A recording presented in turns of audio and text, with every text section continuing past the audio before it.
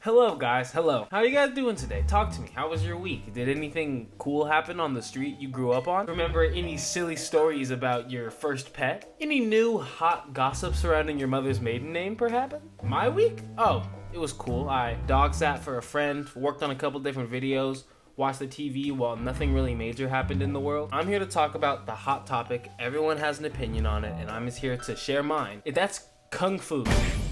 Everyone's favorite martial arts dumpling. And I know that I've piqued your interest because how could I not have? I just said the phrase martial arts dumplings. There's no rational person that doesn't want to know at least a little bit more. So now you're asking all the right questions. What's the show about?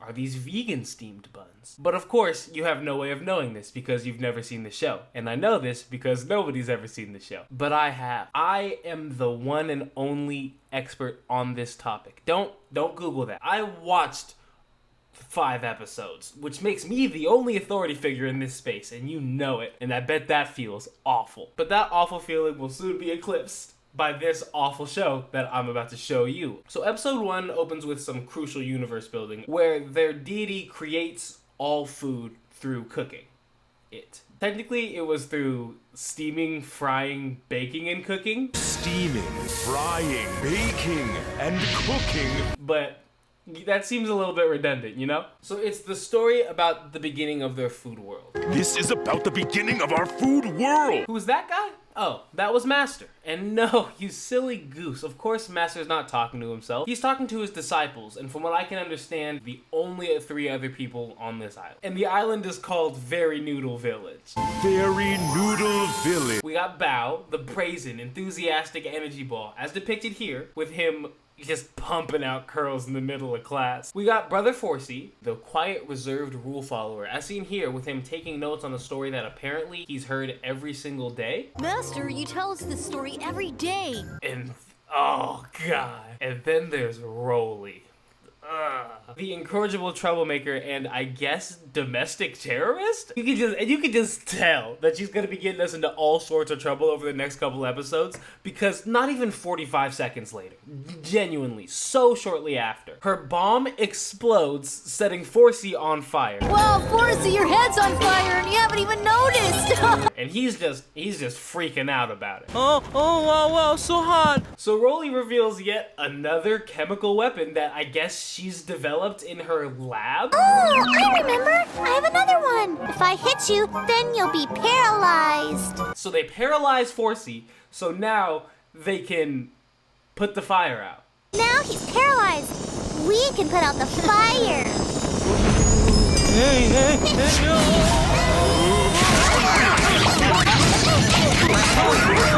So then they all just beat the shit out of him again?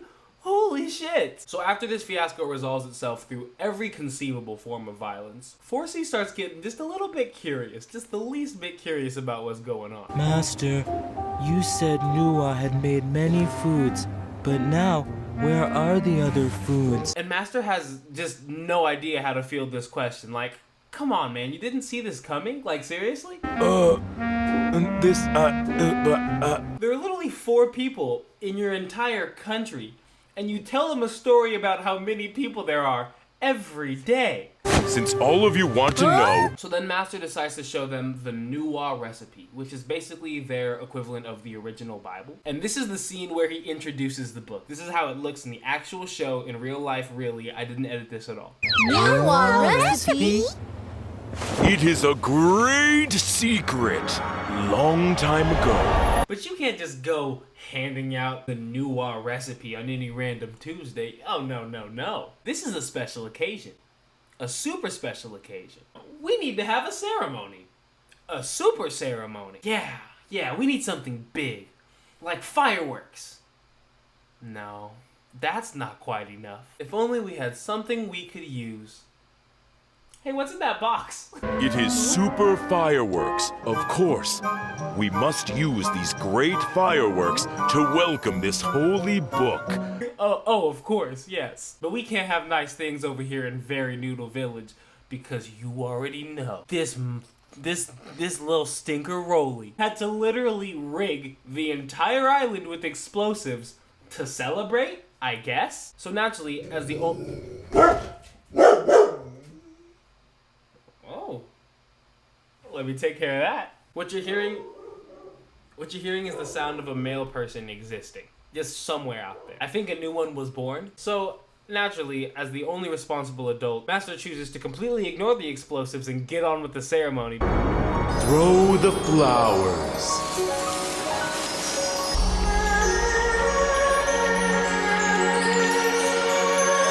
So they got their hands on the recipe, that lit, we did it, so that means it's fireworks time. So 4C, all eyes are on you. Let's make this happen. 4C, let off the fireworks, quickly. How the hell did he just do that? We just watched this man breathe fire into existence. Sure, Bao has his cool ninja moves, and Broly has the military capabilities of a small nation, but 4C is a firebender. This freaking sad sack messes up fireworks, which knocks the fireworks into Broly's explosives that Master just left there, triggers a ton of explosions, burns the Bible, destroys half their island, and reveals that the mountain was actually a boat. There's a ship. Ship? Huh? So yeah, I'm invested, but I had no idea just how invested I was until I did a little bit of digging. So I was doing my due diligence into the show, and I found that it was made by a production studio in China called Yi Animations, and it was actually a really popular show in China. But Yi Animations has their finger on the pulse. They see this vast well of characters and oh yeah, I haven't even shown you guys the people from the theme song yet. They got friggin' fish soldiers. They got friggin' noodle archers. They got this guy with the hammer, you know? Yeah.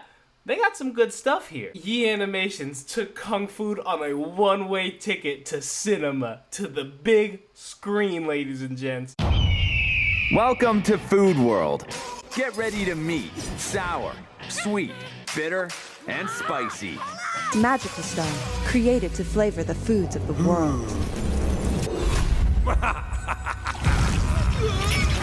Salty.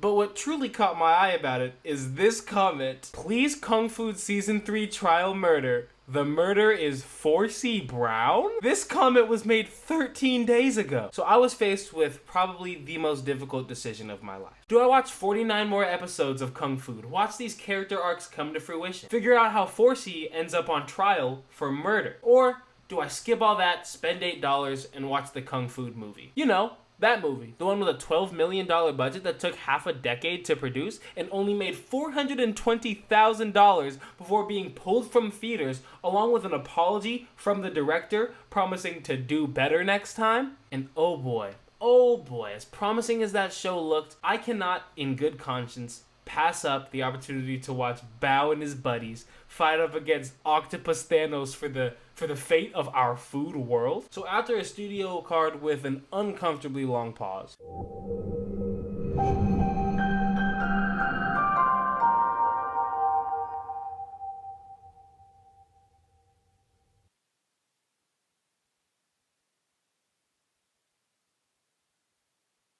the movie begins almost identically to the TV show, with a few minor updates to the creation story. Turns out it wasn't Through steaming, frying, baking, and cooking. It was actually Using the powerful magic of the fabled 5-flavor stone. everything's going swimmingly for 1,000 years until this the evil Kung Pao chicken, I think it was, Until the evil Kung Pao chicken falls from the sky and starts just wreaking havoc. So then Master Liu Chen shows up, and he's had enough of this, and hits the chicken with the meanest 2-piece uppercut that I've ever seen, only and turns him into a lake of soup. and turn the chicken into a lake of soup. Then it cuts to Bao, who's training, and Master shows up, our good old friend, and essentially tells him, your training's complete, you've done it, you're so good at martial arts now, go out there and finish crime. Your training is complete. No more can I teach you. I'm ready. I'm ready. I'm ready to fight evil. You can't do that. His pants are not square enough to say I'm ready 3 times in a row. That seems like copyright infringement. So I guess Bao walks to the Navy docks of this world, where there's like a carnival barker talking to a big old crowd, essentially saying, whoever can beat this samurai in a 1v1 gets to join the army. Huh? No fair. gets absolutely one-tapped by the samurai. So Bao starts begging for a second chance, like a little bitch. And he doesn't get one because this is the real food world. So after getting absolutely whooped by the samurai, this shady guy who's been scouting him for a while decides that this is the perfect kid to join his group. That's right. I've been watching you.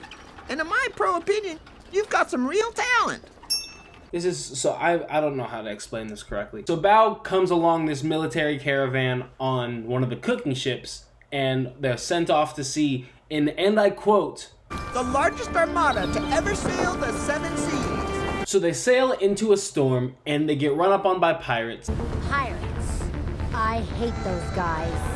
And the entire military gets taken out by like these 8 pirates. And I guess it's technically 9 pirates because the samurai from earlier reveals that he was actually a pirate spy, a spirate. And he gets joined by his brother, who's my favorite character in this entire movie. I mean, look how cool this guy is. He's got Wolverine claws. Look at this, look at his hat. Man, this guy's the coolest. I don't know what I'm gesturing to. So after the pirates wipe out the entire military, they meet up together for a post-pillage musical number, as every pirate does. This is common knowledge.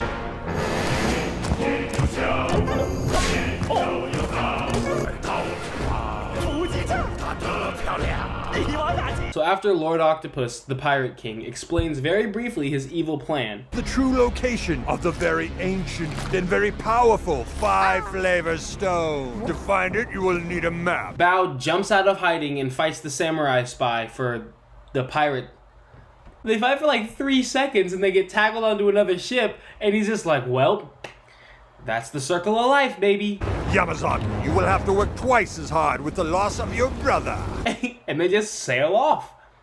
Okay. So after they get stranded and chained together, they have to find the rest of the crew. You know, they have to go save the world. I have a plan. Is getting lost your brilliant plan? Samurai can track a target by smell alone. You know that classic ability that all samurais have. Forsey can breathe fire. Samurais can smell anything. So after they find the spot, they get into a little tussle over the key to the chain, and the key ends up in the hands of this idiot little monkey. And then this situation happens. Very, very bad. Hey.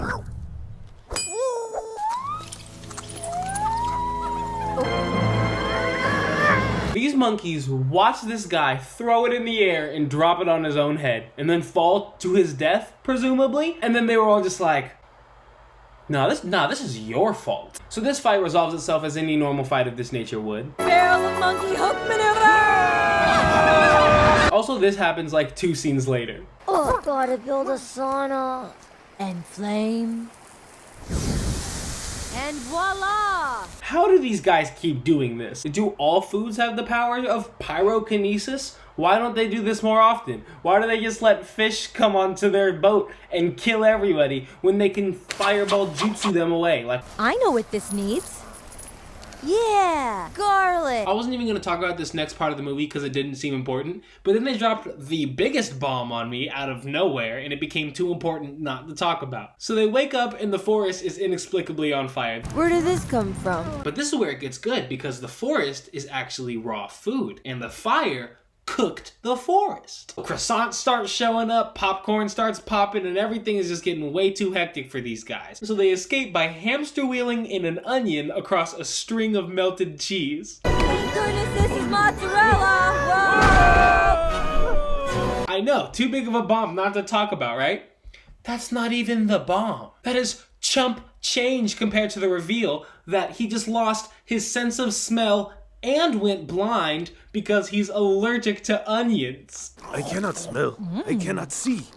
Whoa, you really can't. Are you gonna get better? Negative. So they walk a little bit, they run a little bit, they montage a little bit, and they end up at the legendary lake made of chicken soup. A chicken soup lake. My grandma often told me chicken soup could cure anything. It could cure you. Its restorative powers work wonders for the body and soul. The pirate, whose real name is Shrimp, drinks the chicken soup. It cures his eyesight. Whoa, what a rush.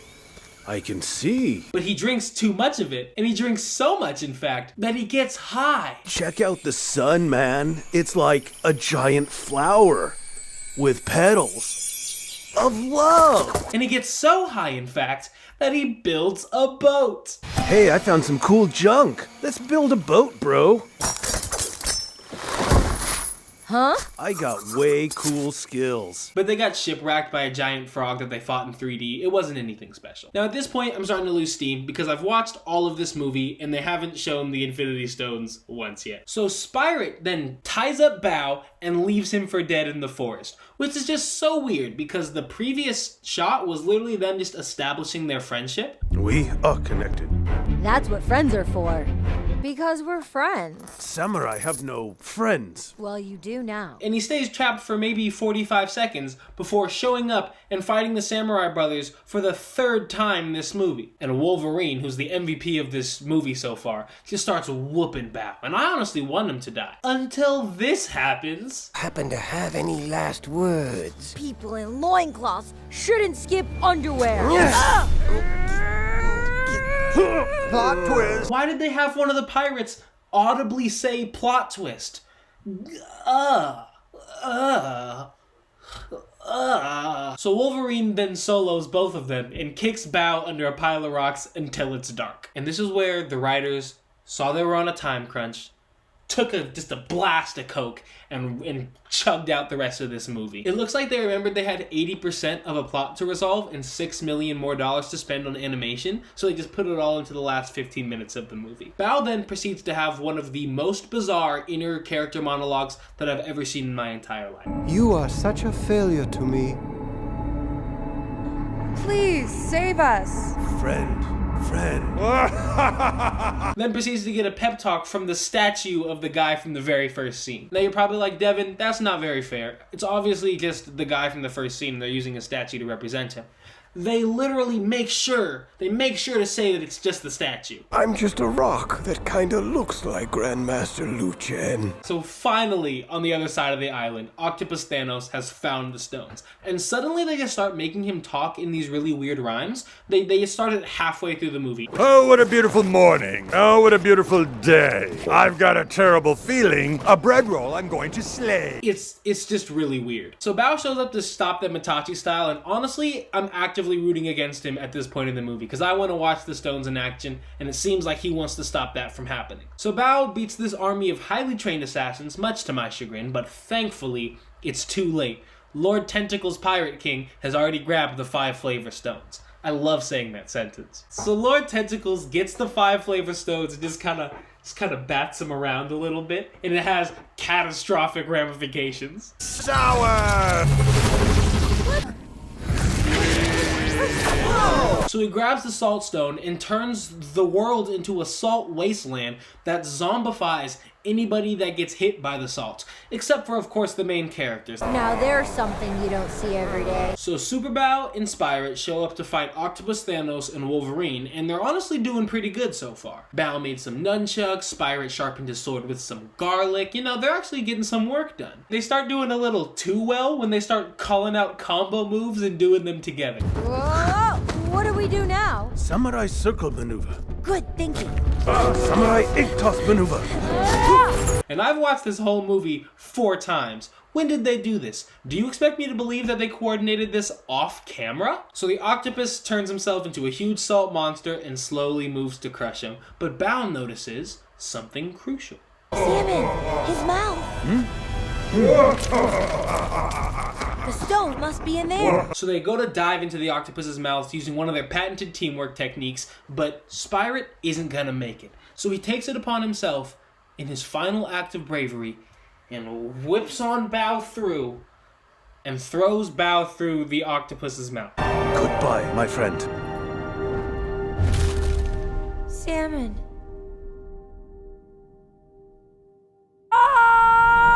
That's right, they killed Spyrit. Gives Bao just enough time to linebacker tackle the Infinity Stones, the Flavor Stones, out of this octopus's mouth. And then Bao just bats them around for a little bit too. What? Now what? What do I do? What do I do? But after he gets the hang of it, which is a very liberal use of the phrase, I think, he gets all the flavors together and hits them with an Omni Blast and says what Iron Man should have said. Eat this! And then they sail off. That's it. roll the credits. I was so shocked about how abruptly this ended that I sat glued to my screen watching the credits, just praying for an after credits scene because I wanted to get my money's worth. I had no way of knowing this movie would be horrible. So I watched and oh boy, was I satisfied.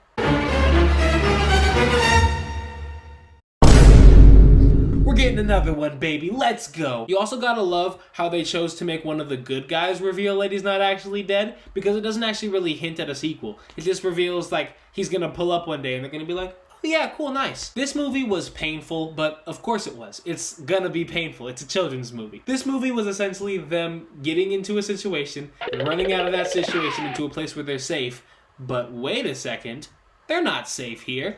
We gotta run. But the main thing that I'm upset about is the bait and switch they did on the trailer, and I hate it when movies do this. One of the most egregious examples of this, in my opinion, was the Transformers movie that came out when I was young, and I'm ad-libbing, so I don't remember exactly which one, but there was a scene of one of the Transformers grabbing the underside of a bridge and jumping up and shooting a bunch of planes, and it was the coolest thing I had ever seen. And it wasn't in the movie. It seems like the animation studio spent all $12 million on the trailer and then just did their best to disperse those scenes throughout. Now, don't get me wrong, the animation in this movie was incredible. I loved watching the Sushi Samurai specifically fight literally anybody and anything. Their movements were so crisp. His little weapons were so creative. I actually found myself enjoying part of it. Would I recommend this movie to somebody else? If you have $4 and you want to kill an hour and a half, you better watch this right now. It's the funniest thing in the entire world. So in conclusion, on the YBN Dev movie scale, I give this movie a 42. 42 out of what you ask? I'm never going to disclose that information. Thank you guys so much for coming to watch my second video. I think it's going to be a lot better than the first. Of course, I haven't edited it yet, but that first video was dumb. Honestly, I'm embarrassed that I even put it up on my page. It was cringy, it felt really rushed, it felt disingenuous. It's right behind me, isn't it? But if you enjoyed what you saw here today, please like, please subscribe, please share it with Joe Biden or just a friend, but preferably Joe Biden. Bye guys.